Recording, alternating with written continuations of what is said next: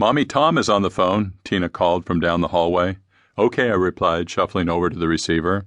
"Hi, Tom. Is everything okay?" "Everything's good," he said, excited. "You better get up here and bring your camera. We'll be out back." "We'll be right there," I said.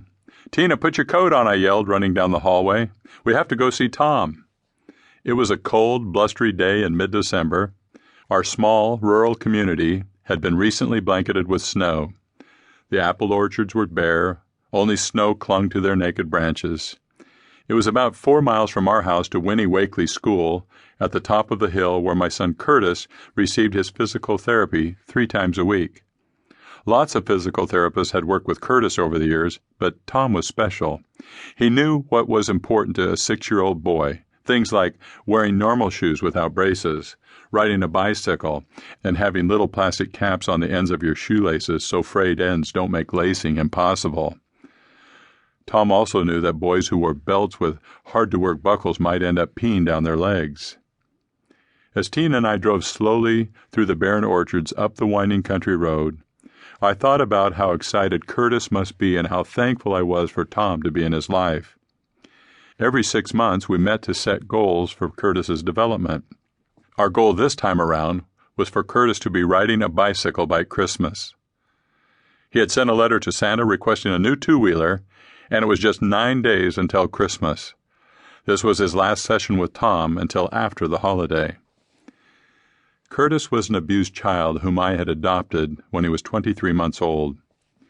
He was a beautiful boy with hair like spun gold, eyes the color of warm caramel, and ivory skin as smooth as cream. The traumatic brain injury that occurred when he was 15 months old had left him delayed in almost every area of his development.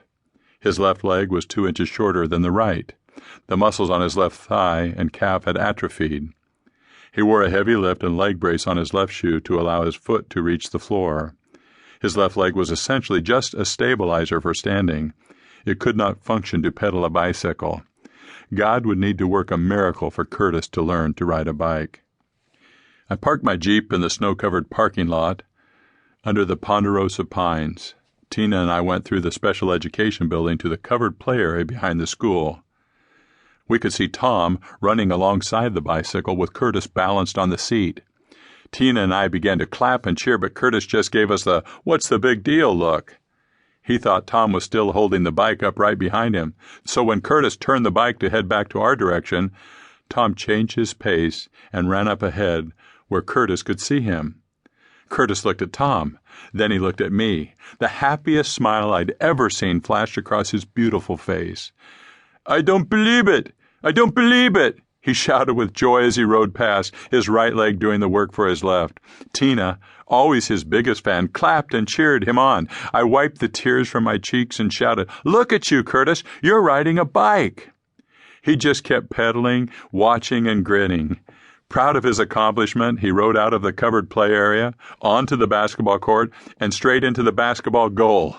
Undaunted, he picked himself up, threw his left leg, brace and all, over the bar, then rode back to receive his congratulations. When he dismounted the bike, I wrapped him up in a huge hug and lifted him up off the ground. "Thank you, God, for this miracle," I prayed silently, still crying. It was a very Merry Christmas, indeed.